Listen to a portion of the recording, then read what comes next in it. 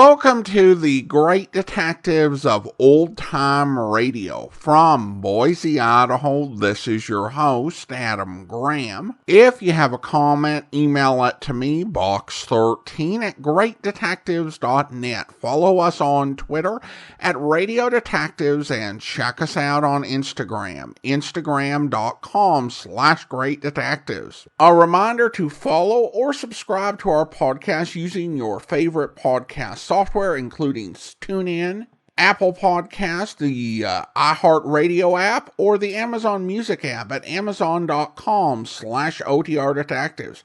I also want to encourage you to check out our other podcasts. In particular, we have our Volume 1 feed at volume1.greatdetectives.net. There you can listen to our first 3 seasons in the original listening order. Currently, we have 440 plus episodes for your listening pleasures, with episodes being added every day, Monday through Friday. Check it out over at volume1.greatdetectives.net. Well, now it is time for this week's episodes of Dr. Tim Detective. This week's episodes are The Man from Trouble Creek and The Second Alarm. This is Dr. Tim, Detective, to bring you, by transcription, The Mystery of the Man from Trouble Creek.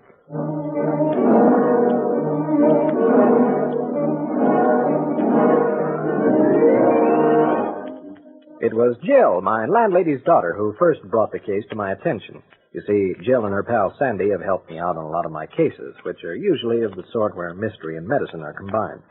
This morning, Jill and Sandy were standing by while I was looking for some rare but dangerous microbes under the powerful microscope I have in my laboratory. I don't know how the conversation started, but I remember Jill asking suddenly, Dr. Tim, you don't always get paid for your cases, do you? Well, I'm not suffering from any want, if that's what you mean. I have standard fees for my crime investigations. Well, I don't mean exactly that. I was thinking of charity work. Well, you see, Jill, those are things that any doctor just naturally does in the course of events without any thought of reward. But would you help out a person? Just somebody in trouble the same way? Of course I would. Any doctor would. If you knew the number of free cases that doctors handle each year, you'd faint. Well, this isn't exactly a medical case. Well, it sort of is, too, but... There's something up your sleeve, isn't there? Well, I just kind of feel sorry for her. Oh? For whom? Mrs. Edwards. She's a friend of Mother's, and she hasn't any money and a family to take care of, and, well, gee, Dr. Tim, she sure needs help bad. You see, her husband's sick. I mean, that isn't the worst part. He's disappeared. I thought maybe you might talk to her, and maybe you and I... And that was the way I first learned of the strange disappearance of Arnold Edwards, the man from Trouble Creek. Later that afternoon, Sandy and Jill brought Mrs. Edwards to my office. You see, Doctor, my husband and I live on a small rented farm at Trouble Creek. We have 3 tiny children, and, well, things just haven't been working out. In a money way, I mean. Well, gosh, don't they have places where you can go and get some help? Now, Sandy, just wait until Mrs. Edwards has finished her story. Everything went along pretty well until my husband started feeling bad a few months ago. He tried awful hard, but he just couldn't seem to get the farm work done. Just what kind of illness was it? I don't know. It's awful hard to get a doctor, and, well, there was the money, too. He complained of feeling tired, and he lost a lot of weight, and I thought he looked like he had a fever. Did he cough? I don't remember. Oh, yes, he did have a bad cold. How long did it last? That's the funny part. It never did seem to go away. It wasn't bad, but there was that cough that seemed to come back all the time. Gosh, Dr. Tim, what good are all those questions? He just walked away from home and disappeared. Well, yes, and even the police can't find him. Now, look, you kids. Every mystery has a number of causes, and you can't know too much about the background of everybody concerned in one. If you think detective work, or medical work either, is just a matter of chasing around and getting into exciting scrapes, you'd better think again. All right, Mrs. Edwards, go on. Well, finally, my husband did ask the county nurse where to go for help, and she told him to come to town, here. That was 3 weeks ago, and I haven't heard a word from him since. Oh, Doctor, isn't there something you can do?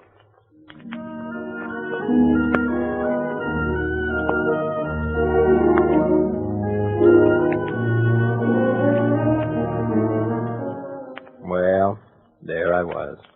You can't say no to an appeal like that. And besides, she was Sandy's and Jill's own case, if you want to put it that way. The first time they'd actually come to me for help. I may be a sucker, but I just can't seem to turn down people in a jam. Mrs. Edwards was staying for a couple of days right in the house as a guest of Jill's mother. So I decided to find out as much of the picture as I could. First, I called the Missing Persons Bureau of the police department. Sure, Doctor, anything you want. You've given us enough help in your time, but I'm afraid there's nothing here on it. The usual routine investigation. Yes, we've checked the hospitals, the morgue, looked in on the missions for destitute men, Salvation Army and all that. No luck. After all, the man isn't a criminal, and there isn't very much to go on. Yes, you're welcome. I tried a few leads of my own, including a telephone call to the county nurse. But she was away on vacation. I was sure she must have given Edwards a card or letter to some specific medical agency. And so the next thing to do was to make a thorough check of all those. On the fourth call, I found what I wanted. Yes, Doctor, we gave him an examination. Skin test, x-rays, a thorough checkup. Yes, tuberculosis. A pretty advanced case, too. No address except the farm at Trouble Creek. No, he came back in person, and we advised him of what the matter was and what to do. Disappeared? Well, that's odd. No, I haven't the slightest idea. Yes, you're welcome.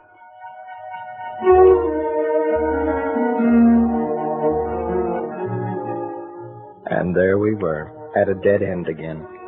It wasn't even any news to me to discover that the Welfare Medical Center had diagnosed Edwards' disease as tuberculosis. From what his wife had said, the conclusion was obvious. A loss of weight, a wasting away process which gave the disease its original name of consumption. The fever, the cough, the tiredness, and the inability to work. All those were signs that the dread tubercle bacilli, the cause of tuberculosis, were at their deadly work inside his lungs. If the man was to live, those lungs must have rest, complete rest, to allow the healing processes of nature to do their job. That meant a hospital, specialized care, months, perhaps, of expert attention. But why had he disappeared from home? It wasn't until the day that Mrs. Edwards left to go back to Trouble Creek that things began to make sense. Sandy and Jill dropped into the laboratory, and Sandy announced proudly, Well, I guess we aren't so dumb. No, sis. You said to get background about everybody in the case, and we've got it. Well, let me disinfect my hands. I've been analyzing some poisons. Maybe we'd better have a conference. Find yourselves a chair there. Okay. We've got everything written down in the notebook. First, I want to say we interviewed Mrs. Edwards thoroughly. An excellent idea. Okay. Arnold Edwards, 39. Farmer. Born 1909. 2 brothers, 1 sister. I guess that's just like the way you put information down about your patients, isn't it, Dr. Tim? Oh, exactly. Went to school through the 6th grade. Then had to find work because of family. I must admit that after my week's rush of work and the extra task of trying to locate the missing farmer, I began to nod as Sandy and Jill in turn went through the long and irrelevant history of Mr. Edwards' life. I thought with a wry smile that I'd done my work too well when I suggested that backgrounds were important in a mystery. I hadn't the heart to cut them off. And then, coming to attention at a word or two after what seemed hours of case history, I snapped suddenly, Hey, go back there a few words. What was that you said? You mean about Mr. Edwards' mother? Here it is. Mrs. Edwards. Quote. 2 years ago, my husband's mother died. That was just before my youngest baby was born. She had lived with us What did since... she die of? She had it says here a Hemorrhage? of the lung. Now, hold on a minute. Answer this carefully. Did Mr. Edwards realize that his mother had died of tuberculosis? Oh, sure. His wife said it was a very sudden thing as far as they knew it. And the doctor talked it over with them. Gee, I thought TB took a long, long time to kill anybody. Not necessarily. Many times its onset and the resulting death are very rapid. Anyway, I'm lost. Do you mean Mr. Edwards could have inherited it from his mother? No. Tuberculosis can't be inherited, but it can be transferred through contact. Anyone who lives with a tubercular person should have frequent x-rays and tests to determine if he has gotten the disease. Hey, what does all this have to do with Mr. Edwards' disappearance? It gives us the reason, without a doubt. What's that? Just this. I'm sure the doctor who attended old Mrs. Edwards informed her son of the dangers of getting the disease by association. Well, when he suspected that he, too, had it, he took the only course. He made sure by a medical examination, and then, rather than expose his family to TB any further, he did what he considered the only possible thing. He disappeared from home, probably to die somewhere alone. To die? But gee whiz, can't TB be cured? It can. It's dropped from 1st to 8th place as a cause of death just in the last few years, thanks to medical science. Then we can save him. We can, and we will, if, and it's a big if we can find him. Now, go on with that background information. There were 2 clues to Mr. Edwards' probable whereabouts. The fact that before he became ill, he was interested in raising chickens and had hoped to experiment with breeding them to develop some new strains. The second point might or might not be important. He had been a bricklayer at one time in his life. And so, the search was on. We drew blanks on both scores. I was sure that our missing man would not be well enough for the heavy labor of laying bricks, but with the help of a picture which his wife had mailed us, we canvassed every building contractor in town. We did the same with every poultry raiser in the district. None had hired. Dejected, we had just about decided that our man had left this part of the country when a telephone call came from Mrs. Edwards at Trouble Creek. Doctor, I've had a letter from him, from right here in town. All he says is that I shouldn't worry, not to forget him, and he'll send whatever money he can until he dies. He doesn't want me to find him for the good of myself and the children. Oh, doctor, please, please find him for me.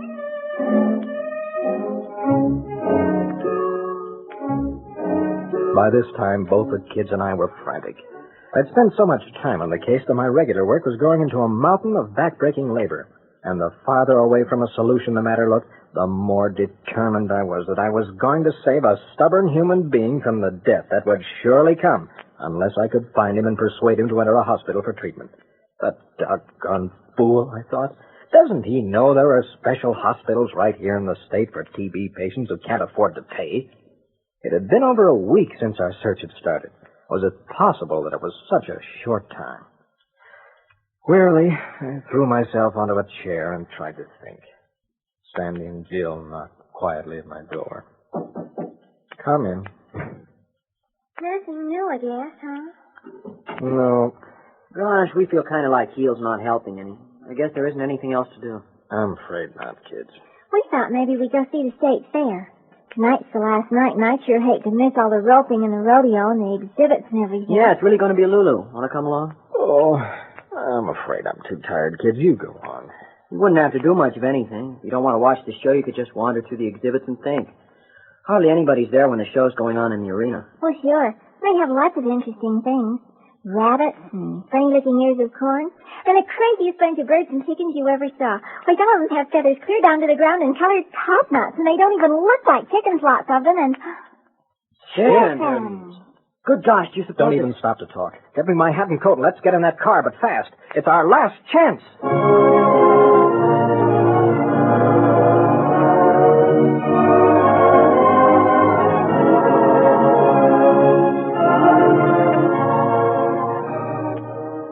A half hour later, I walked quietly up and down the aisles of the almost deserted poultry exhibit of the fair.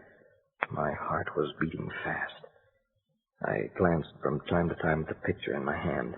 1 false alarm. 2, 3.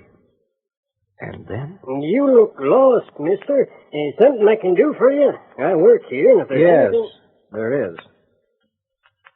I have a message from your wife, Mr. Edwards. Now, I don't want you to say a word. I want to talk to you about finding a hospital that will cure you.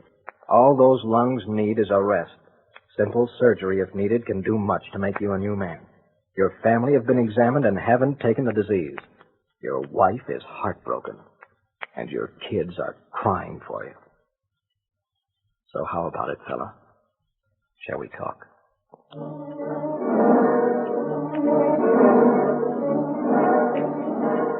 This is Dr. Tim, Detective, to bring you, by transcription, the mystery of the second alarm.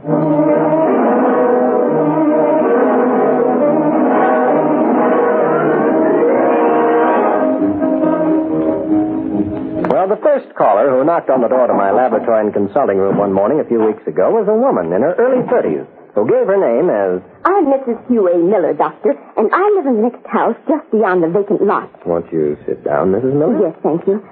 I've been told that you're both a doctor and a detective. Yes, you might call it that, but I don't as a rule take private cases. What is your problem? Well, I have every reason to believe that my husband's father, who lives with us, is, well, not quite right, if you know what I mean. And in the next place, I think he's hiding a fortune. I'm afraid I don't quite see what you... Well, I thought you might examine him. You know, put him away somewhere for a little while. But that's a matter for a psychiatrist. You'd have to get his consent or else fill out papers in a legal manner. Oh, no. That's just what I don't want to do. There mustn't be any publicity. You see, what I want is to get him out of the house long enough to make a thorough search of his room. He never leaves it. And I'm sure he has thousands and thousands of dollars hidden in that room somewhere. I've almost caught him several times. But he's too crafty. Mrs. Miller, what you're proposing is highly irregular, perhaps even criminal. I'll forget what you've told me, but I...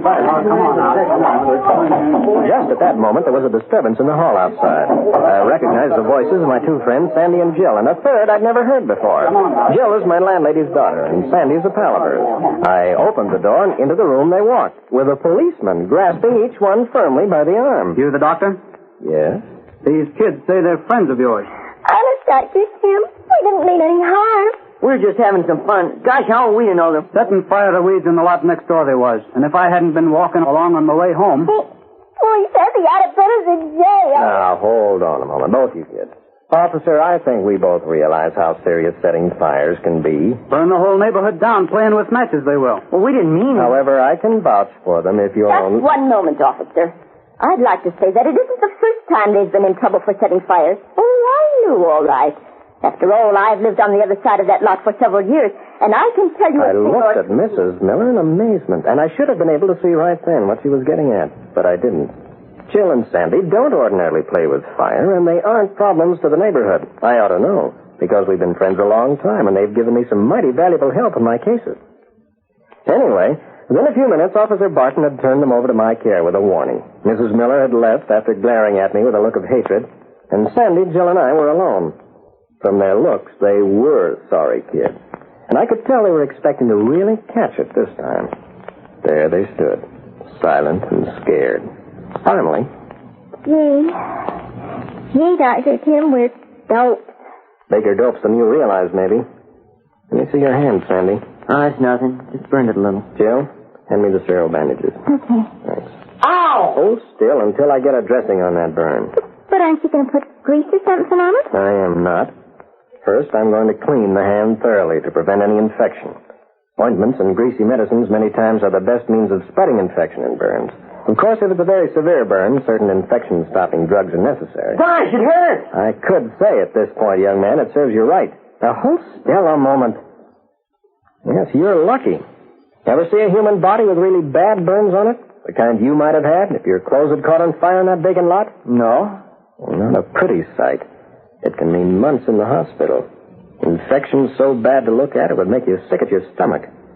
Dressings in burn cases often have to be changed under an anesthetic like ether because the pain is so terrible. Then you go through more months of operations where skin is taken from unburned parts of your body and grafted to the places where the fire is burned clear down into the muscles. Sometimes you wish you'd died. You'd be scarred forever. Yes, doctors today can save the lives of people who have lost 70% of the skin in their bodies with penicillin, with blood transfusions and blood fractions, and with modern hospital care. But believe me, it's the most horrible pain in the world. All right, Sandy, your burn is dressed. I'll look at it again tomorrow. Above all, don't break those blisters. Okay, Dr. Tim. Honest to gosh, Dr. Tim, we'll never play with fire again.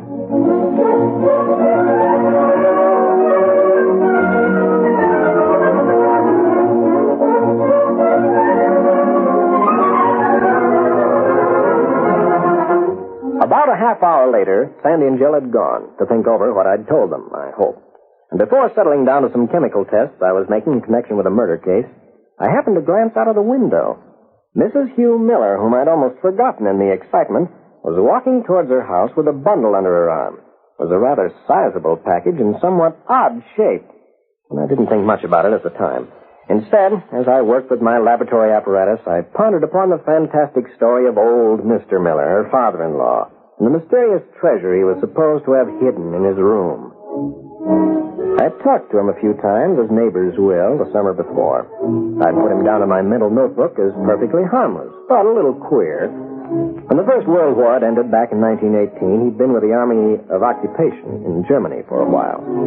He had a pension, he told me, and had decided a year or so ago to come live with his son and daughter-in-law. That was all I knew, except that his health was none too good, and he rarely left his room these days and hadn't been out of the house since fall.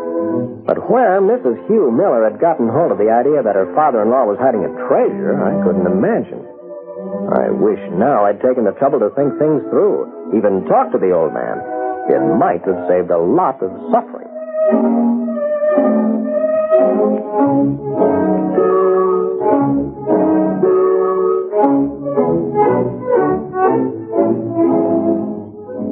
It was just getting dark when I finished my lab test and glanced out of the window that faced the Miller house.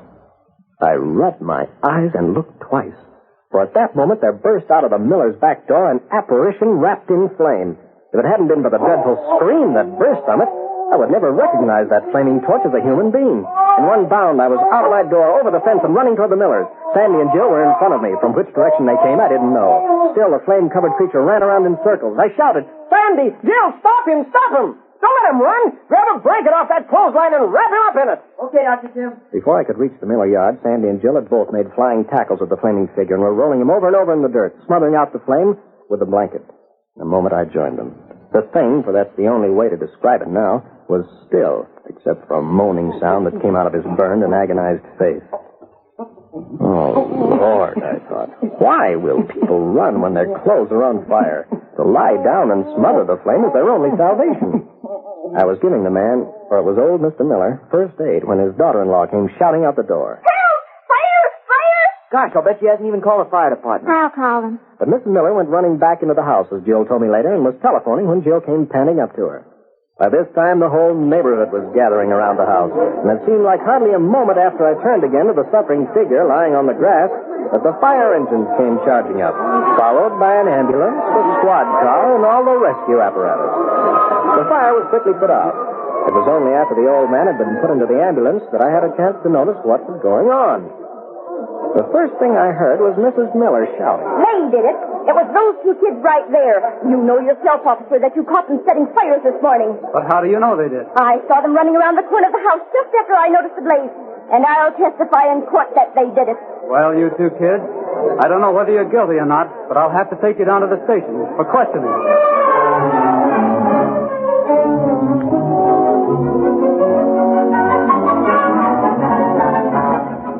A few minutes later, the officer had left with Sandy and Jill. Both of them had thrown me anguished looks, but were bravely holding back their tears. I could have done something, I suppose, but there wasn't time. I had to get into that house as quickly as possible. I was beginning to put two and two together, and I was certain that what I would discover would solve a part of the mystery at least. I knew who had set that fire, and why. Whispering a few words into the ear of the fire chief, I saw him nod and lead the way into the Miller house, while Mrs. Miller was still talking excitedly with the neighbors. I hoped Mrs. Miller wouldn't see us go in, or she might destroy the very evidence to prove my case. It was at the door to the old man's room I found the first thing I was looking for. A home fire extinguisher, empty. The rug and the bedclothes were burned, and the room was filled with smoke. But aside from this, there was little evidence of the fire. On my hands and knees, I sniffed at the floor.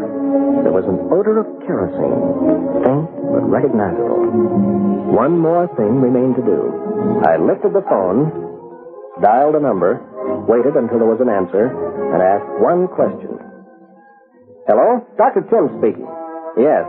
Will you give me the exact time of the first telephone call to report the fire at 1216 East Beaumont Place? No, not the second.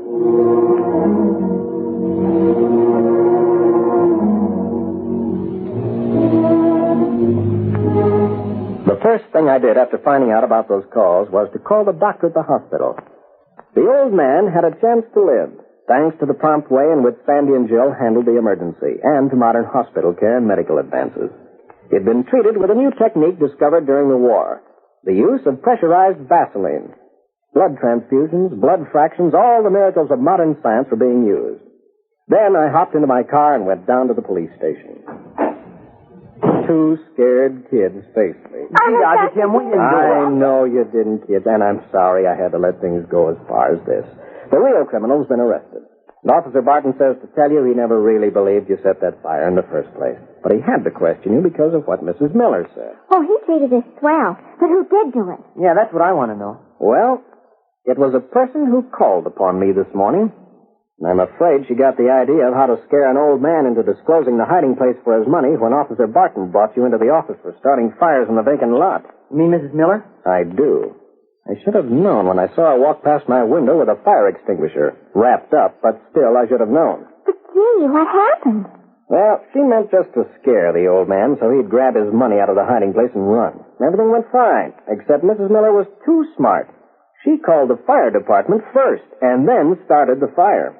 I thought the trucks got there too quickly after the first alarm, which was really the second. And, gee, I'll bet she put the fire out with the extinguisher, or almost out, so it really wouldn't burn the house down. Exactly. And then blamed you two kids, which shows the importance of a good reputation. She almost got you convicted because of the fire this morning. Yeah, hung the rap on us, by golly. What about the treasure? No, I guess we won't know the answer until old Mr. Miller can talk. There was no trace of it. Sure there was. I've got it right here in my pocket. The old man was clutching it in his hand when he ran out of the house. Sandy handed me the remains of some charred banknotes.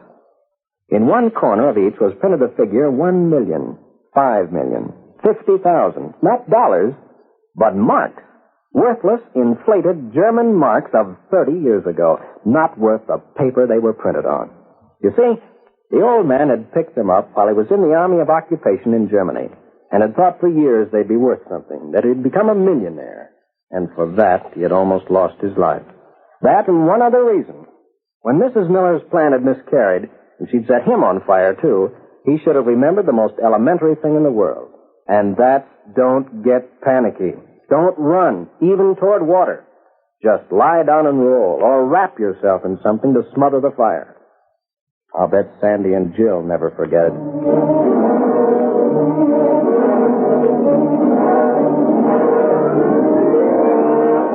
This is Dr. Tim, Detective, saying so long until next week at this same time, when Sandy, Jill, and I will bring you, by transcription, the mystery of the dog that did and didn't.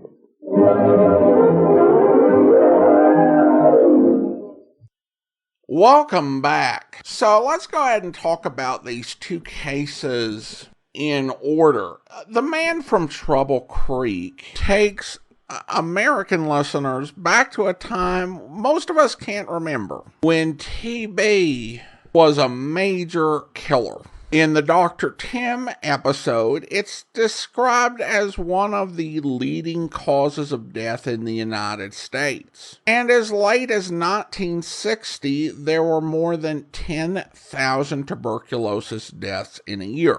It wasn't until 1999 that deaths in the United States from tuberculosis dropped below 1,000. And since 2007, the number of deaths have been between 470 and 585. And keep in mind that the United States is a much larger country than it was when we had numerically a lot more TB deaths. And in fact, tuberculosis is a plot element in a lot of Golden Age entertainment. So many radio programs and movies involve people having TB and needing to move to Arizona for treatment. To say it's not a major health crisis in the United States, and we do have our shares of major health crisis here, is not to say that it's not a problem for the rest of the world. In 2021, there were 1.6 million deaths due to tuberculosis. About 187,000 were among people who had the HIV virus. The program here is meant to educate folks who might have some outdated ideas and not know what medical science was capable of doing for TB patients. Now, the Man from Trouble Creek's birthday does suggest an earlier date than the air date for when the adventures take place. Now, plot-wise, we can keep in mind that Dr. Tim is telling these stories in past tense. The other thing is that when you are dealing with a program like this, there can be a great amount of time in between, coming up with the concept, writing the scripts, getting the funding, hiring the actors, and then recording them. So a discrepancy like that is kind of to be expected. The second alarm, that poor elderly guy, but I have to say, you brought home some marks after World War I. And in 1948 or, 1949 or 1950, whenever the recording was done, air date was in 1950, and he thought they were still valuable. There was a thing called World War II that happened, and that should have pretty much given you a hint that they were not going to be worth anything. The prevention information that Dr. Tim gave to Sandy and Jill seemed pretty sound to me, much like the type of thing that I was told when I was growing up. He was probably a bit more stern than a modern day doctor would be, but I think in fairness, they kind of earned it. Though obviously there have been some more progress on the treatment options, but even 73 years later, it's not something that you want to have happen to you. But another interesting couple of episodes. I hope you enjoyed them. Now let's go ahead and thank our Patreon supporter of the day. Thank you to Robert, Patreon supporter since August of 2020, currently supporting the program at the Shamus level of $4 or more per month. Thank you so much for your support, Robert. And that will do it for today. A reminder, you can subscribe or follow the podcast using your favorite podcast software, including Google Podcast, Overcast, or the Amazon Music app at amazon.com/OTR Detectives. If you are enjoying this podcast, please rate and review it wherever you download your podcast from. We'll be back next Tuesday with another episode of Dr. Tim Detective, but join us back here tomorrow for Dangerous Assignment, where... Hello. Oh, I didn't see you in the dark. Looking for somebody? Old boy? Yeah, room 2. Well, no. Quite a coincidence. That's the door I'm standing in front of. So I see. You mind getting out of my way? There's a guy in there I want to see. Whether? I wonder why. It doesn't happen to be any of your business. Oh, I think you're mistaken there, old boy. Quite. Yeah? Look, old boy, if you don't get out of my way... So you want to see Weber. I get it. You stand out here and stall me while he goes out the window. Now, look. Why don't you look instead? Here. Huh? I'll turn on the light for you. Hey. Go ahead. Take a good look.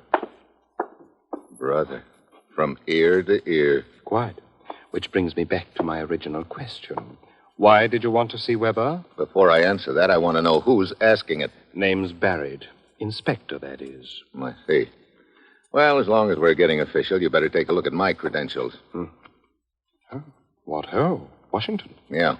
I hope you'll be with us then. In the meantime, do send your comments to box13@greatdetectives.net. Follow us on Twitter at Radio Detectives, and check us out on Instagram, instagram.com/greatdetectives.